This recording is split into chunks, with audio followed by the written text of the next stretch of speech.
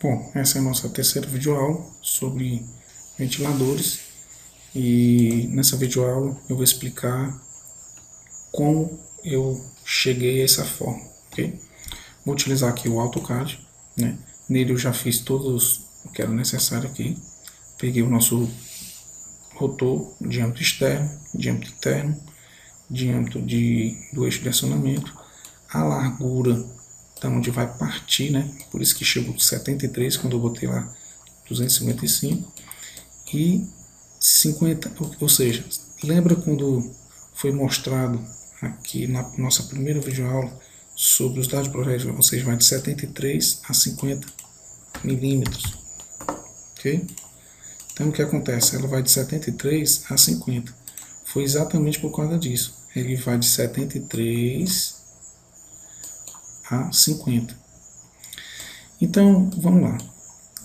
O nosso rotor, ele tem esse perfil, ok? Deixa eu voltar aqui, pronto. O nosso rotor tem esse perfil. Então aqui, ele é uma reta, ok? Essa reta, ela fica, vamos dizer assim, bem fácil a gente tirar a equação da reta. Para quem da matemática básica, vamos dizer assim, de segundo ano, para você achar uma reta, basta você ter dois pontos, não é verdade? Então o que acontece? Eu peguei 3 pontos, na verdade aqui, nessa reta, coloquei na equação da reta, ou seja, y, ou a equação é ax mais b, aí vou e peguei 2 pontos. Como é que eu peguei esse ponto? Eu peguei aqui, certo? O CS, comando do AutoCAD, move, aqui o ponto 0. Então esse ponto aqui, se eu botasse aqui um ponto, PO, ponto, e selecionasse ele e desse um list, eu ia ver que ele está na coordenada x0 e y0.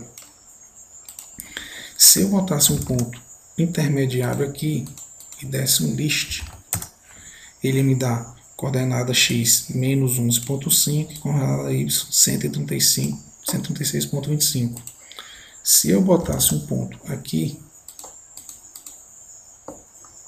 no 0, acho que foi também, desse o comando list, ele me daria menos 23 e mais 272.5 no eixo y.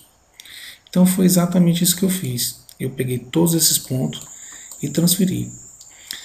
Lembrando que como eu botei o meu eixo, a minha abscissa ordenada partindo aqui do zero, então ele também parte do ponto zero. Então é importante aqui para a equação da reta a gente entender. Eu peguei os pontos menos 23 pontos, aqueles 2 pontos que foi comentado agora, assim podemos estabelecer a largura útil de entrada no rotor. Bom, vamos dar continuidade aqui.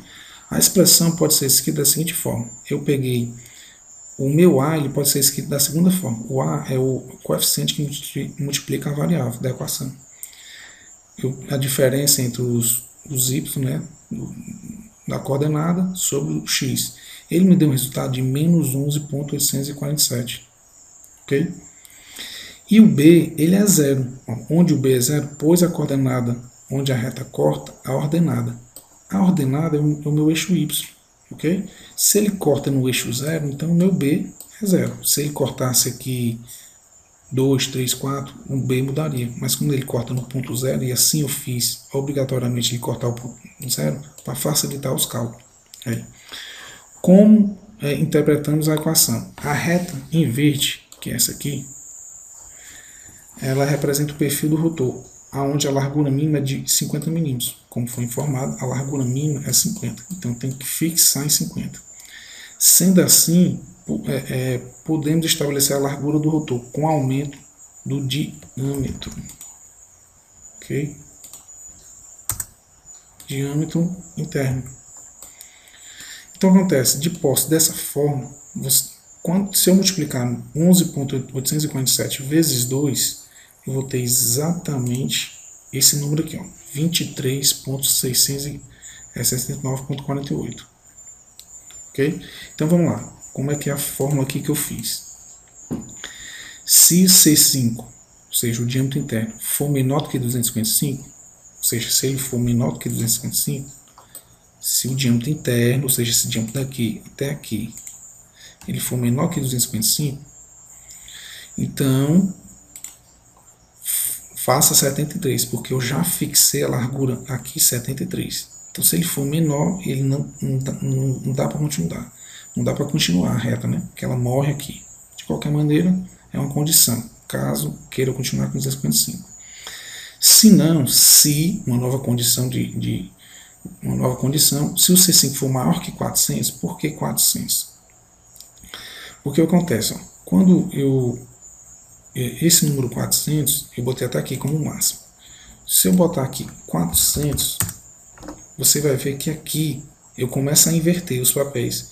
Eu atendo a relação de diâmetro e começo a não satisfazer uma relação de seção. E como foi lembrado, né, o mais importante é essa relação de seção. Com aqueles 15%, então aqui não está na faixa, mas está próximo. Ok? Então o que acontece?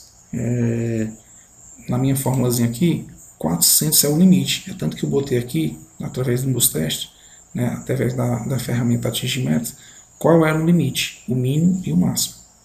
Ok? Então o que acontece? Aí, se ele for igual a 400, me dê a resposta de 400. Se não, pegue 73, que é a largura daqui, a maior. Aí o que foi que eu peguei? Peguei 255 menos C5, ou seja, o diâmetro que eu ia ter menor, menos o que eu iria, o que eu estou selecionando como novo. Por quê? Porque a diferença entre eles, eu vou ter exatamente aqui a reta. E qualquer ponto dessa reta satisfaz a nossa reta. Ou seja, se aqui é a equação da reta, então qualquer ponto que eu tenha nela satisfaz essa equação. Qualquer ponto, qualquer. Então, se eu estou dando essa equação da reta, qualquer ponto que a ela pertence vai satisfazer essa equação. Então, eu vou exatamente dividir por isso aqui, que é o dobro, porque já que a gente está falando de diâmetro, então é uma reta de um lado e do outro. E aqui, se você observar, esse número 255 menos o C5, que é 13, vai ficar negativo. Negativo com negativo, né? O numerador negativo com o denominador negativo vai dar um resultado positivo, ou seja, 73 mais um número. É isso? Desculpa, peço desculpa. O C5 menos é exatamente por conta disso. Ele vai ficar negativo, ou seja, eu vou correr em cima da reta para a esquerda, vamos dizer assim, né? Satisfazendo aqui esse perfilzinho. Ele vai correr aqui para a esquerda. Então ele vai ficar negativo. Okay? Então essa é a equação da reta, né? Então fica fácil entender. É tanto isso que é verdade que a gente pode fazer um teste. Vamos lá. Eu vou pegar aqui um diâmetro de 400. Vamos ver se lá... 400 não, vou pegar aqui, sei lá, qualquer um. 390. Ele está me dando 67,3. 390, ok? Então se eu pegar aqui um diâmetro, eu boto o comando Office, 390 a metade é 150, 195.